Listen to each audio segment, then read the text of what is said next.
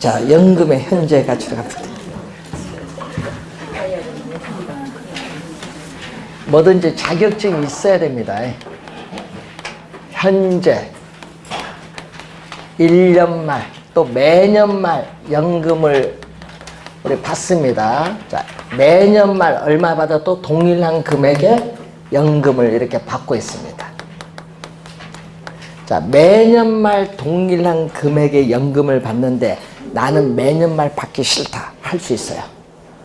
현재 한꺼번에 달라. 우리나라 국민연금 초창기 시작할 때 연금 일시불로 줬어. 왜냐? 받는 사람, 나 그거 왜 매월 받느냐? 일시불로 해서 나 더 좋은 데 투자하고 싶다. 그럴 수도 있지 뭐. 그래서 일시불로 받았어요, 처음에는. 그러면은 1년 만에 나는 A원 안 받겠다는 얘기죠? 현재 받겠다. 그러면 현재 가치로 뭐 해야 돼? 할인을 해야죠. 그러면 할인하면 A원보다 적어요. 할인하면 얼마? 1 플러스 할인율 R 퍼센티지인데 기간이 몇 년? 1년이니까 1서. 그럼 2년 말에 A원을 할인하니까 얼마죠? 1 플러스 R의 제곱. 기간이 몇 년? 2년이니까. 자, 이런 식으로 계속 오면은 N년 말에 A원은 얼마냐? 얼마? 1 플러스 R의 기간은 총 N년. N수. 이걸 다 더해주면은 현재 일시불로 받는 총 금액이 돼요. 그러면 이 다 더해준 금액을 우리 뭐라고 하냐면 연금의 현재 가치란 말 써요. 현재 일시불로 받는 총 금액입니다. 일시불이 포인트죠. 아까 연금의 미래 가치는 뭐가 포인트? 적립이 포인트. 요건 뭐다? 일시불이 포인트. 190페이지 5번 문제 바로 위에 일시불의 동그라미. 자, 적립이 떴다 하면은 연금의 내각에서 떠올라야 되고, 일시불 나오면 현재 일시불 여기 나오잖아요. 일시불 나오면은 연금의 현가계수가 떠올라야 됩니다. 자, 그래서 연금의 현재 가치는 다 더해주니까 얼마죠? 또 공통되는 숫자 A를 묶어내면 얼마? 1 플러스 R의 1승분의 1, 또 1 플러스 R의 제곱분의 1, 이렇게 가서 마지막 1 플러스 R의 N승분의 1이죠.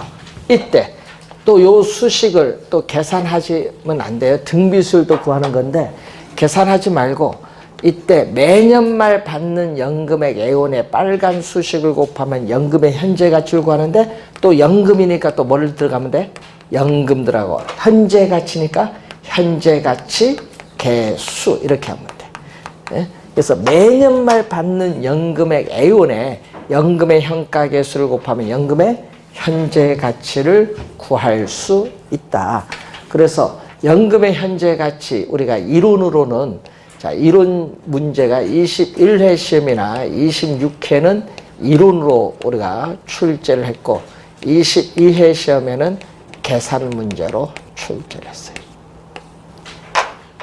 자, 계산 문제가 22회 시험에 우선 한번 출제를 한 겁니다. 계산 문제. 그러면 여러분 교재 문제 한번 볼까요? 문제. 자, 5번 문제 갑니다. A는 부동산 자금을 마련하기 위해서 2000 몇 년 1월 1일 현재 2년 동안 또 매년 연말입니다. 연말 2,000원씩을 불입을 하는 투자 상품에 가입하다. 연말의 동그라미. 자, 투자 상품의 이자율이 연 10%라면 이 상품의 현재 가치는 얼마냐? 자, 한번 볼까요? 자, 여러분 이게 현재입니다. 현재 연말이죠. 지금 몇 년? 2년 동안이죠. 얼마? 2,000원. 2,000원씩 불입을 하는 상품에 가입을 했어요. 그러면은 얼마? 1년 말 현재 얼마? 할인해야겠죠. 2,000원. 1 플러스 몇 프로? 10%. 기간이 1년. 1.1로 나눠주세요. 2,000원을 1.1로 나눠주고 2년 말에 2,000원이 얼마? 1 플러스 0.1. 기간이 몇 년? 2년. 1.1의 제곱은 1.21. 그럼 요 두 개 계산된 값이 나오죠? 요걸 더해주면 얼마 나오냐? 약 3,472원이 나와요. 두 개 더해주면. 그러면 10원 이하는 절사, 버려라. 버리면은 3,400원이 정답. 자, 이렇게 원리를 묻는 거죠. 그러니까 여러분이 공식 뭐 암기하지만 원리를 이해를 해야 돼. 22회 시험에 출제된 문제. 항상 원리, 우리 아까 봤던 연금의 미래가치, 연금의 현재가치 다 원리를 묻는 문제를 출제하고 있습니다. 계산 문제는. 자, 그리고 191페이지에 저당상수로 가는데 요 수식에서, 자, 여러분 요 수식에서 A는 연금의 현재가치인데 양변에 뭘로 또 나눠준다? 양변에 또 요 빨간 수식으로 양변을 뭐 해주면 돼? 나눠주면 되지. 그럼 뭘로 나눠줬어요? 연금의 현가 개수로 나눠주는데 이때 또 요 수식을 뭐라고 하냐면 연금의 현가 개수분의 1을 우리는 또 뭐라고 하면 저당 상수라고 해요. 저당 상수. 또 요 두 수식을 곱하면 얼마? 두 수식을 곱하면 얼마? 1. 그래서 연금의 현가 개수와 저당 상수는 역수. 그래서 역수 3개 배웠네요. 일시불의 내가계수와 일시불의 현가계수는 역수관계, 연금의 내가계수와 감채기금계수 역수관계, 연금의 현가계수와 저당상수 역수관계. 그래서 주의해야 될 건요, 연금의 내가계수와 연금의 현가계수는 역수관계가 아니다. 그 말로만도 출제 많이 했어요. 그래서 이것도 16회 시험, 21회 시험에 또 우리가 출제를 또 했죠. 그래서 역수관계를 또 우선 잘 이해를 해야 됩니다. 역수관계. 자, 저당상수의 개념도 우리 자주 나오거든요. 저당상수의 개념을 이용한 문제, 여러분 10회 시험에 또 우리가 출제를 또 했죠. 그리고 26회 시험, 우리가 16회 시험, 21회, 26회 시험에 또 출제를 했습니다. 개념을 이용한 문제죠. 그러면 개념이 어떤 개념을 이용한 문제를 계속 내느냐면은 A가 얼마냐 이게 중요하거든요. 자, 연금의 현재 가치는 뭐라고 했어요? 아까 연금의 현재 가치는 현재 일시불로 받는 거예요. 연금의 현재 가치는 현재 일시불로 받는 거죠. 그래서 여러분 주택 융자금인 대출금은 금융기관으로부터 현재 일시불로 받죠. 그럼 여기 주택 융자금이 무엇을 의미한다? 주택 융자금인 대출금이에요. 연금의 현재 가치는 주택 융자금인 대출금이고 이 대출금에 뭐를 곱해주면? 저당 상수를 곱해줘. 대출금에 저당 상수를 곱해주면 이 A가 뭐냐 얘기지. 이 A가 매월 또는 매년 매기간 대출을 받았을 때 갚아나가는 우리가 원리금 상환액이다. 부채 서비스액인 뭐다? 원리금 상환액을 말하죠. 원리금 상환액인데 이 수식은 뭘 때만 성립하냐 하면은 우리가 원리금 균등 분할 상환. 대출을 받았을 때 이 상환 방식이 원금 균등, 원리금 균등 뭐 이런 게 있는데 그때 원리금 균등 분할 상환일 때 이 수식을 이용합니다. 원리금 균등 분할 상환 방식일 때 이 수식을 이용하는데 문제는 이 수식이 매년 출제하고 있다. 이 수식은 매년 출제하는 중요한 수식. 꼭 기억해야 돼. 금융이론에서 중요하거든요. 그래서 이 수식은 거의 매년 출제하는 수식이다. 꼭 기억. 그래서 대출금의 저당 상수를 곱하면 매 기간 갚아나가는 원리금 상환액을 구할 수 있다. 그걸 계속 출제를 한 거예요. 그래서 몇 번? 4번.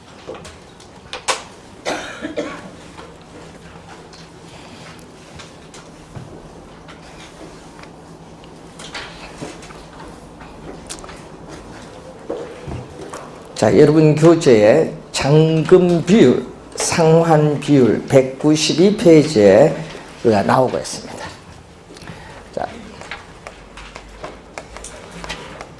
부동산 가격. 자, 부동산 가격이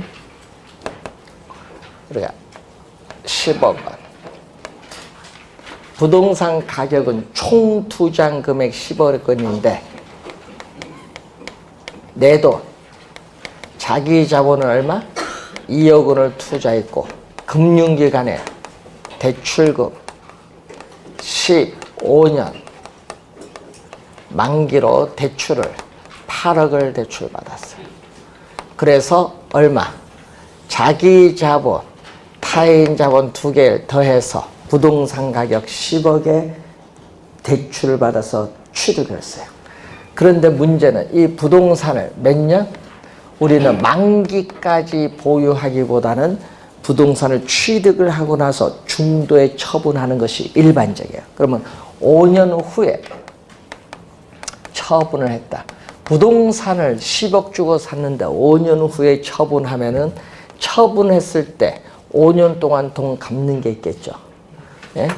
5년 동안 대출금 중에서 대출 받은 금액 중에서 상환된 원금이 2억을 상환을 했다.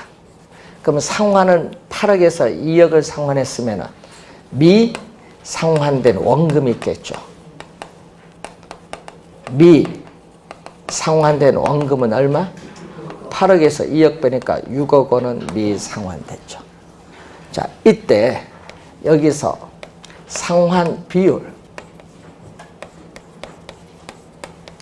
상환 비율은 대출금, 여러분 대출금은 저당 대부액 또는 저당 대출액, 시험에도 그렇게도 또 내니까 대출금이 저당 대부액, 저당 대출액인데 얼마죠? 8억이에요. 이 상환 비율은 대출금 중에서 상환된 원금이 차지하는 비율이 얼마죠? 4분의 1이니까 0.25, 100을 곱해주면 25%. 자, 그리고 미상환된 원금, 요 용어를 좀 주의해야 되는데, 자, 미상환된 원금을 우리는 뭐라고 하냐면 잔금이라고 해요. 잔금.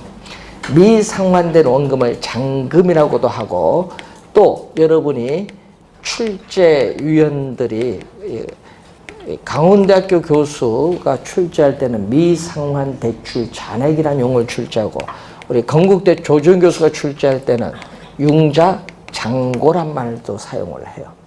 네? 그래서 또 우리가 한성대학교 안정근 교수가 출제할 때는 미상환 저당 잔금 또는 저당 잔액, 대출 잔액, 하여튼 저당 잔액, 대출 잔액 다 같은 말이야. 이거 상당히 같은 말이 많아요. 그 출제위원이 누가 들어가냐에 따라 용어가 달리 나와요. 예, 비슷한 말 잘 알아두셔야 되겠고, 그럼 이때 잔금 비율이 나오죠. 잔금 비율. 또 용어가 좀 어렵죠. 잔금 비율 하면은, 잔금 비율은 저당 대부의 대출금 중에서 또 뭐가 차지하죠? 미상환된 원금. 자, 여러분 15회 시험에는 한번 요걸 미상환된 원금인데, 어떻게 원리금 상환액으로 한번 출제했어요. 미상환된 원금이 차지하는 비율. 얼마? 8억에서 얼마죠, 지금? 6억이죠. 그럼 4분의 3, 0.75, 100을 곱해주면 75%, 더해주면, 예, 더해주면 1. 그래서 상환 비율과 잔금 비율을 더해주면 얼마 나온다? 1. 1이 나온다. 상환 비율, 잔금 비율을 더해주면 2다. 12회, 26회 시험에 출제되는 네? 잔금 비율 계산하는 문제 12회 시험 그리고 14회 시험에 출제를 했죠. 요 두 개가 시험 문제에 많이 출제되는 용어.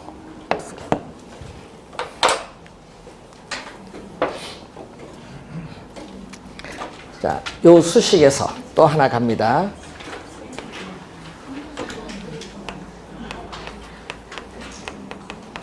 지분 비율이라는 게 있어요.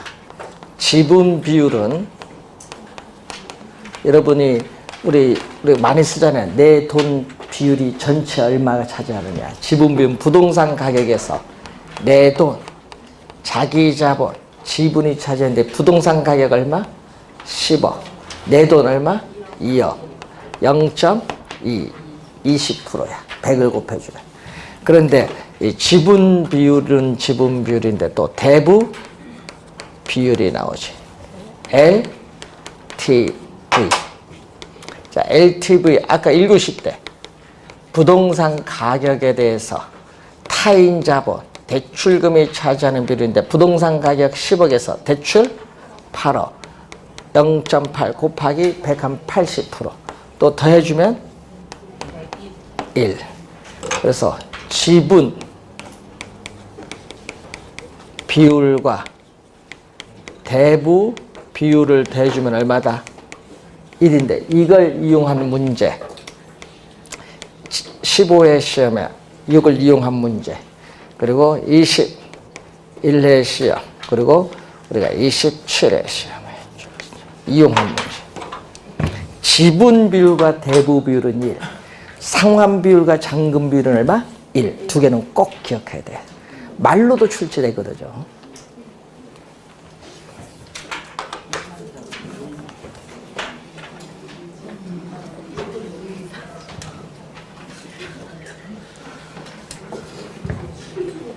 수식이 투자이고 수식이 워낙 많아요. 그러니까 틈날 때마다 냉장고에 포스트잇을 붙여서 열심히 보십시오.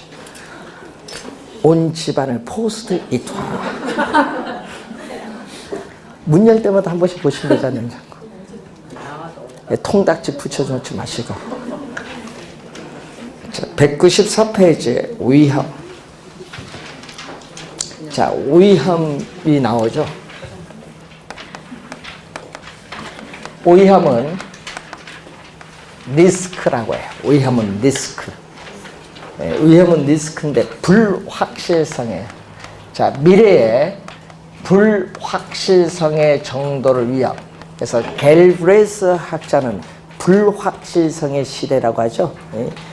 위험이 그만큼 시대입니다. 우리가 주식에는요, 변동성이라고 하고 또 경영학의 재무관리에서는 장래, 기대되는 소득에 대한 변동의 가능성을 위험이라고 합니다. 위험의 개념이 많아요. 그럼 미래의 불확실성의 정도가 크고 주식의 변동의 가능성이 크면 그만큼 위험은 뭐다? 높다.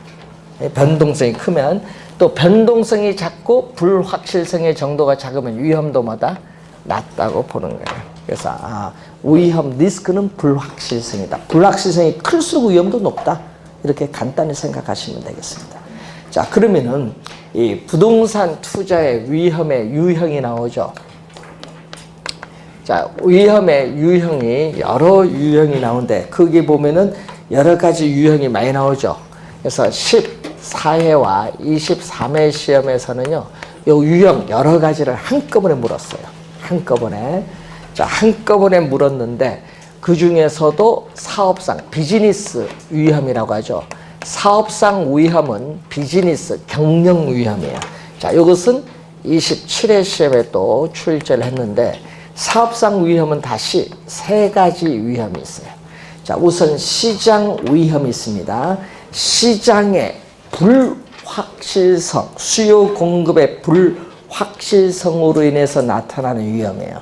자, 여러분 부동산 경기의 급격한 침체로 인해서 공실률이 증가하면서 수익률이 하락한다. 이런 위험이 시장 위험이에요. 시장 위험. 예? 또 아파트 분양하는데 100% 분양될 것이라 예측을 했어요. 예측을 했는데 실제 분양했더니 미분양이 오히려 증가했다. 이것도 뭐죠? 시장 위험. 그리고 운영 위험이라는 게 있어요. 운영 위험. 자, 운영 위험은요, 이 부동산을 운영하는 데 드는 비용을요, 영업경비라고 해요. 영업경비. 그럼 영업경비가 급격하게 상승하면 비용이 오르면 수익률이 그만큼 떨어지죠. 수익이 줄어드니까. 이런 게 바로 운영위험이에요. 영업경비의 변동이라든지 근로자의 파업 등으로 인해서 이 수익의 불확실성을 지칭하는 폭넓은 개념입니다. 자, 위치적 위험이죠. 우리 대통령 트럼프, 미국의 그분이 원래 디벨로퍼입니다. 부동산 개발업자인데 그분이 저세 보면 첫째도 목이야. 넥, 목. 두 번째로 로케이션의 입지야. 그 목에 따른 입지가 어떠냐. 세 번째가 위치야. 그 입지에 따른 주변 환경에 따라 상대적 위치가 어떻게 달라지냐. 그만큼 위치를 강조를 하는 거예요. 예?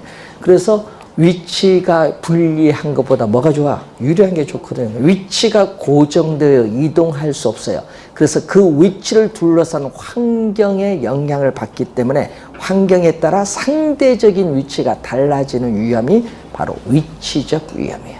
위치가 고정되어서 나타난 위험이란 얘기죠. 그래서 우리 부동산은 이걸 잘 봐야 돼. 위치적 위험도. 자, 금융 위험이 있어요. 금융은 뭐죠? 자금을 융통받는 거 아니에요. 자금을 융통받음으로써 생기는 위험이죠. 여러분, 부동산 투자할 때 전액 자기 자본으로 투자하면 금융상의 위험은 발생하지 않죠. 근데 융자를 받으니까 발생하지. 그래서 금융기관으로부터 받은 대출금이 많아질수록 여러분은 원금이자 원리금 상환부담은 높아져요. 원리금 상환부담이 높아지니까 원금 이자를 제때 못 갚을 수도 있거든요. 채무가 불이행될 가능성이 높아지면서 우리는 돈을 못 갚으면 그만큼 금융상의 위험은 더 커진다. 이게 금융위험이죠. 네? 금융위험이 나타나요. 법적 위험이 있어요. 자, 부동산은 위치가 고정되어 있기 때문에 부동산을 둘러싼 법적 환경이 변화함으로써 발생하는 위험. 대표적으로 토지 이용 규제의 대표적 수단이 지역지구제인데 지역지구제의 변경이 안 됨으로써 위험이 발생한다든지 요즘 뉴스 많이 나오는 뭐 재건축 얘기 많이 나오는데 재건축 연한을 뭐 지금 30년인데 뭐 40년 늘린다. 그러면 그 재건축 단지는 법적 환경의 변화로 어떻게 돼요? 가격이 하락할 수도 있죠. 이런 건 법적 위험이에요. 법적 위험. 자, 그리고 인플레이션 위험이 있습니다. 물가가 지속적으로 상승하는 형상이 인플레이션입니다. 물가가 오르면 화폐 가치가 하락을 해요. 정과 동일한 물건을 사기 위해서는 이전보다 돈을 더 많이 지불해야 돼요. 그래서 인플레이션 위험은 구매력이 하락할 위험을 얘기해요. 인플레이션 위험은 구매력이 하락할 위험. 그런데 시험 문제는 또 뭐를 많이 출제해요? 시험 문제는 유동성 위험을 많이 나오죠. 자, 유동성 위험은 또 17회 시험에 또 14회 시험도 나왔지만 17회 시험에도 또 출제했어요. 유동성이란 말이 좀 어려운데 부동산을 처분해서 현금화하는 과정에 있어서 부동산 시장 가치의 손실의 가능성을 유동성 위험이라고 해요. 자, 예를 들어서 이런 게 있거든요. 자, 부동산 현재 시장의 정상적인 가치는 5억이에요. 5억인데 이민을 가기 위해서 부동산을 금매물로 매각했더니 4억에 매각했어요. 얼마 손해봤죠? 1억. 그 1억이 유동성 위험. 시장 가치의 손실의 가능성을 우리 유동성 위험이라고 합니다. 자, 196페이지에 수익률로 갑니다.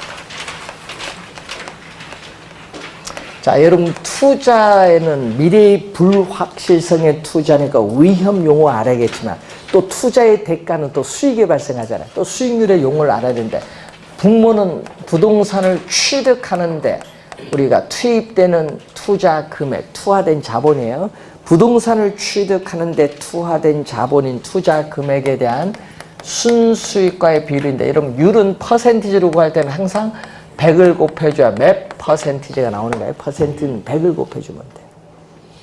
자, 이때 수익률의 종류를 보면은 기대 수익률이 있죠. 자, 이 기대 수익률을 예상 수익률 또 투자가 이루어지기 전이니까 사전 수익률이라고 해요. 사전 수익률, 예상 수익률, 우리가 기대 수익률이라고 해요. 자, 그래서 우리는 기대 수익률은 투자 아직 안 했거든요. 투자를 한다고 예상을 해요. 그럼 예를 들어서 상가 부동산에 10억을 투자한다고 예상을 해요. 그럼 투자 금액은 얼마? 10억 원. 여러분 상가 부동산에 10억 원을 투자한다고 예상을 하는 거죠. 그럼 투자 금액은 10억이에요. 근데 예상을 한 겁니다. 실제 한 게 아니라 예상을 해보는 거예요. 그럼 그 투자로부터 미래에 예상되는 임대료 수입과 같은 현금 수익은 1억 원이야. 그런데 또 1년 동안에 운영하는 비용 나가죠. 그 비용이 2천만 원이다. 그럼 예상되는 현금 수입, 현금 지출을 고려를 해서 계산한 수익률인데 얼마? 곱하기 100을 하니까 얼마죠? 10억에 8천만 원이니까 얼마? 8%가 예상되는 수익률이다. 그 얘기입니다. 그러니까 투자를 하기 전에 투자를 한다고 예상할 경우에 투자로부터 예상되는 현금 수입, 임대료 수입과 또 예상되는 현금 지출, 운영 비용 공제해 쓸 때 이게 순수익이잖아요. 이 순수익을 우리는 구하는 게 기대 수익률입니다. 자, 기대 수익률이 나오고 그리고 실현 수익률이라는 게 있어요. 자, 실현 수익률은 실제 수익률 또는 우리는 투자가 실제 이루어지고 난 이후니까 사후요. 기대는 사전, 이건 사후 수익률 또는 이미 투자가 이루어졌기 때문에 역사적 수익률이라고 돼요. 역사적 수익률. 자, 여러분 이 얘기거든요. 투자를 실제 하고 난 이후에 달성된 수익률입니다. 자, 여러분 2년 전에 상가 부동산에 10억 투자했는데 1년 지났더니 수익이 7% 발생했어요. 실제. 그럼 그게 바로 무슨 수익률? 실현 수익률. 실제 발생한 수익률이에요. 투자를 하고 난 이후에. 자, 그런데 거기 보면 또 뭐가 있다? 요구 수익률. 이 세 가지 수익률의 개념은 14회 시험에 출제를 했고요. 요구 수익률은 2년 전 또 출제했어요. 요구 수익률은 투자에 따르는 위험이 발생을 할 경우에 투자자가 자금을 투자함으로써 충족되어야 할 최소한의 수익률을 얘기해요. 최소한의 수익률. 근데 시험 문제는 항상 우리 말을 바꾸잖아요. 글자는 그래도 두고 우리 말을 바꾸거든요. 출제원들은 이걸 최소를 뭘로 출제했다는 얘기죠? 최대로 출제했지. 최단의 수익률이 아니라 최소한의 수익률을 얘기합니다. 27회 시험에 출제를 했는데 그래서 요구 수익률은 요거 말을 바꾼 거예요. 요구 수익률은 무슨 개념? 투자 안에 있어서의 무슨 개념이다? 기회비용 개념이 우리가 기회비용 개념이 요구 수익률이다. 기회비용. 자, 여러분은 항상 선택에 직면하고 있어요. 태어나고 나서 선택에 직면을 하고 있는데 그 선택의 대상이 여러 개가 뭐 존재하겠지. 그 중에 어떤 것을 여러분은 뭐 했다? 선택을 했어요. 자, 그 중에 여러분은 어떤 것을 선택을 했습니다. 그러면 선택을 했으면 어떻게 돼요? 당연히 뭐가 생겨? 포기되는 게 있겠지. 포기되는 게. 선택하면 포기되는 게 존재해요. 그래서 포기되는 것에 있어서 최대. 예? 포기되는 것의 최대의 가치를 우리는 기회비용 개념입니다. 자, 여러분 투자 대상이 은행에 여러분 정기예금에 투자할 것이냐, 국채에 투자할 것이냐, 상가 부동산에 투자할 것이냐, 예? 또는 우리가 주식에 투자할 거냐, 뭐 투자 대상은 여러 개 있지. 자, 예상되는 연간 수익률이 정기예금이 2.2%다. 자, 국채가 1.8%다. 상가 부동산이 8%다. 주식이 5%다. 그러면 여러분은 어디 예상되는 연간 수익률이 가장 높은 뭐를? 상가를 선택해서 투자하겠죠. 그러면 여러분 상가, 예상되는 연간 수익률이 가장 높은 상가를 선택해서 투자했을 경우에 기회비용은 얼마냐 이거지. 기회비용. 그러면 상가를 선택해서 투자했을 경우에 기회비용은 여러분은 포기는 이걸 포기했다. 선택을 함으로써. 포기한 것 중에 가장 높은 거. 최대 가장 높은 거 몇 프로? 5%. 그러니까 무슨 얘기냐면요. 여러분들은 투자 금액을 예상되는 수익률이 높은 상가를 선택해서 투자했지만 여러분은 얘기를 해야 나는 못 받아도 최소 5% 이상은 받아야겠다. 8% 보고 투자했지만 나는 못 받아도 최소한 몇 프로는 받아야겠다? 5% 이상은 받아야 되겠다. 이 5%가 기회비용이면서 바로 요구 수익률을 얘기해요. 투자할 때 그런 얘기를 가끔 하죠. 난 투자하면서 최소 몇 프로 이상은 받아야 되겠다. 그 최소 몇 프로? 그 얘기가 바로 요구 수익. 요구 수익.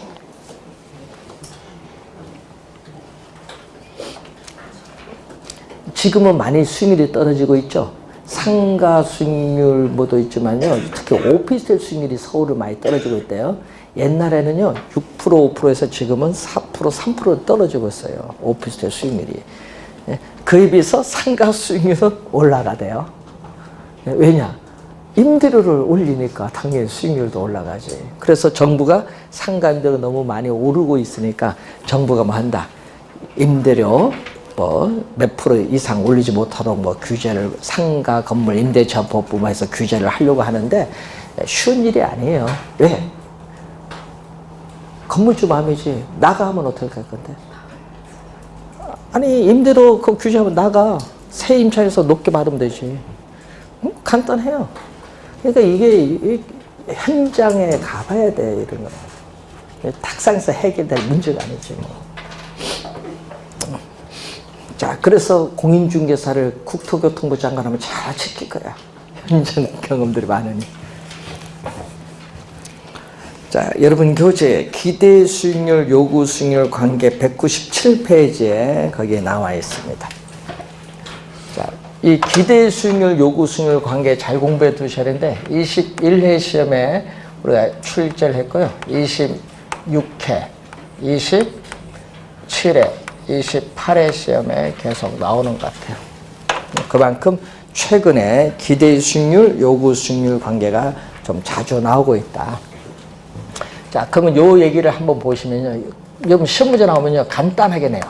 자, 요거 실현 수익률은 실제 투자를 했기 때문에 요건 판단 안 하고 투자하기 전에 요거 두 개 갖고 판단합니다. 그래서 기대 수익률은 투자로부터 미래에 예상되는 수익률이고 투자자는 나는 투자를 하게 되면 최소 몇 프로 이상은 받아야겠다. 자, 요구 수익률은 4%인데 미래에 예상되는 기대 수익률, 여러분 상가 부동산에 투자했을 경우에 미래에 예상되는 수익률이 7%다. 근데 요구 수익률은 4%다. 시장 이자율은 4%라 하면은 시장 이자율보다 더 높죠. 그럼 난 시장 이자율 하면 예금 안 한다. 뭐 하겠다? 상가 부동산 투자하겠다 하겠지. 여기 높으면 투자를 하지. 이럴 경우는 뭐다? 투자를 채택하는데 이 지문만 해도 벌써 2번 출제했어. 투자할 거냐 안 할 거냐. 그럼 투자를 하게 되면은 부동산 수요는 어떻게 돼요? 수요는 투자를 하면 이전보다 높아지지. 투자를 하게 되면 수요가 많아지면 또 가격은 오를 거 아니에요. 부동산에 있어서의 투자 수요가 많아지면은 가격이 오르게 돼요. 가격이 오른다. 자, 부동산 가격이 우리가 상승을 하게 됩니다. 가격이 오르면은 투자 금액, 여러분 부동산 가격이 5억에서 10억으로 오르면요. 여러분이 투자하는 금액도 5억에서 얼마로? 10억으로 많아져요. 그래서 기대 수익률은 부동산 가격이 투자 금액입니다. 이 부동산 가격이 투자 금액에 대한 순수익과의 비율인데, 자, 순수익은 임대료 수입이 안정적인데 연간 변화가 없잖아요. 안정적인데 부동산 가격이 오른다. 5억에서 10억으로 오르면은 투자 금액이 많아져요. 많아지면은 이전보다 5억인데 10억 투자되니까 많아지면 수익률은 떨어지죠. 수익률은 하락을 해요. 그럼 수익률은 기대 수익률 7%가 하락을 합니다. 언제까지 하락을 하느냐? 요구 수익률 4%. 요구 수익률 몇 프로? 4%와 같을 때까지 하락을 해요. 서로 같을 때까지 하락을 해요. 그런데 만약에 여기서 요구 수익률이 더 높았다. 기대 수익률이 2%인데 요구 수익률이 4% 더 높았다. 그럼 당연히 투자가 이루어지지 않는다. 요건 또 21회 시험에 출제했었죠. 투자가 이루어지지 않는다. 이루어지지 않으면은 부동산에 있어서의 수요는 뭐한다? 줄어들고. 그럼 부동산 가격은 하락을 하는데, 예를 들어서 얼마에서? 아까 5억, 예를 들면 5억에서 3억으로 하락을 했다. 5억에서 3억으로 하락하면 당연히 투자 금액이 줄어들었네요. 부동산 투자 금액이 5억에서 얼마만? 3억 투자하면 되겠잖아요. 부동산 가격에 대한 순수익과의 비율인데 부동산 가격이 5억에서 3억으로 들으면 투자 금액이 줄어들면은 이전보다 투자 금액이 줄어들면서 기대 수익률은 더 높아지죠. 이게 2%에서 상승을 해요. 언제까지 상승을 한다? 요구 수익률 4%와 같을 때까지 상승을 한대. 두 개가 서로 같을 때 우리는 뭐가 된다? 균형이 된다. 시장에서의 균형이 이루어진다. 그 내용이죠. 자, 요 관련된 내용을 우리가 최근에 계속 출제하고 있다. 자, 197페이지에 투자 가치와 시장 가치죠. 자, 투자 가치는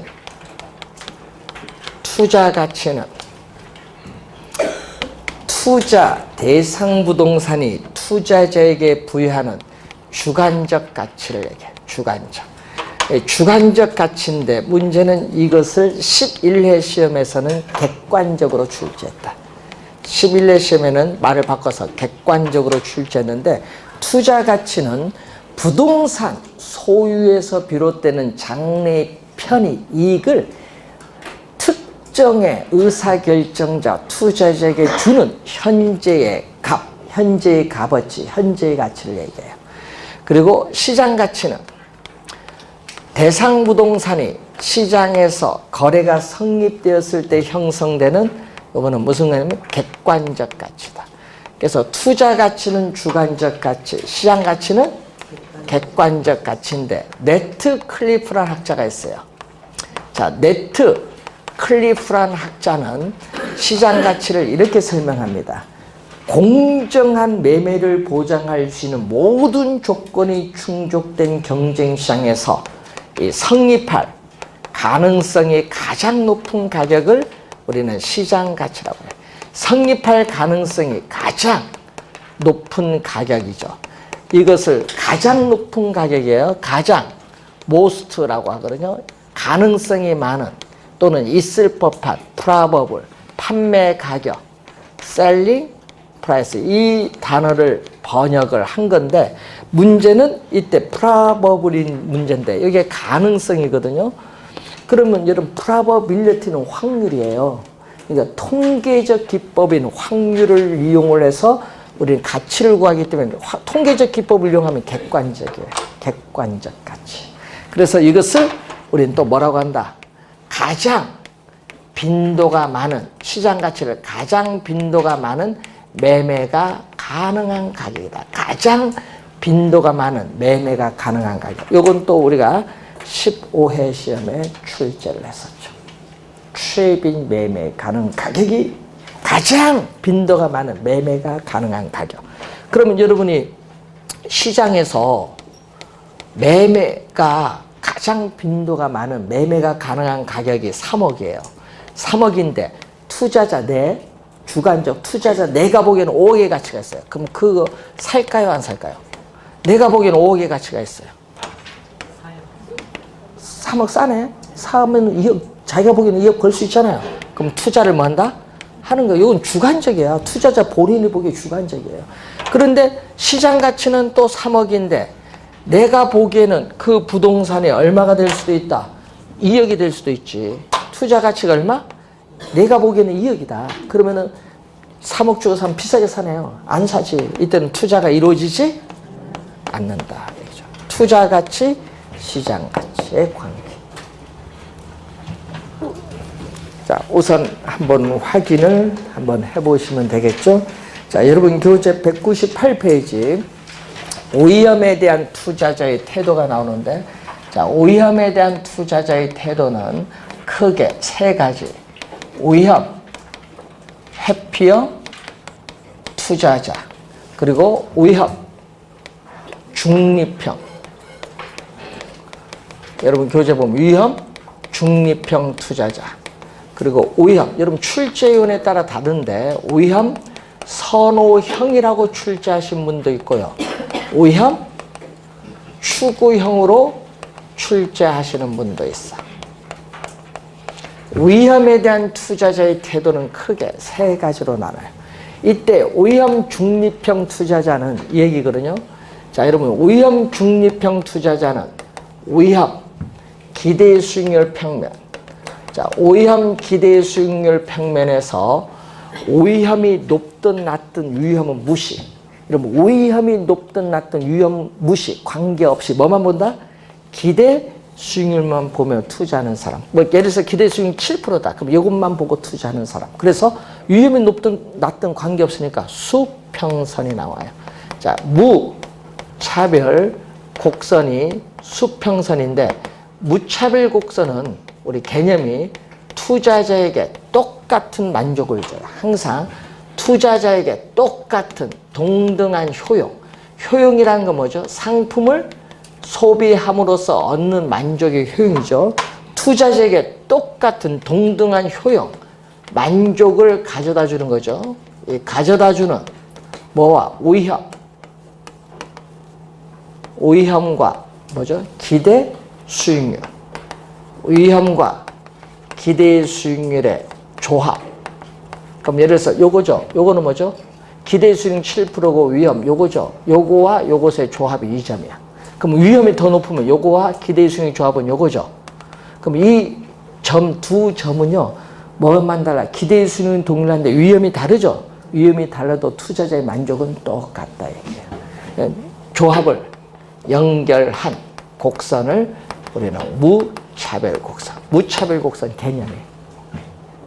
그러면 이게 위험 중립형 투자자고요. 그러면 위험 선호형, 위험 추구형 투자자는 이렇게 나와요.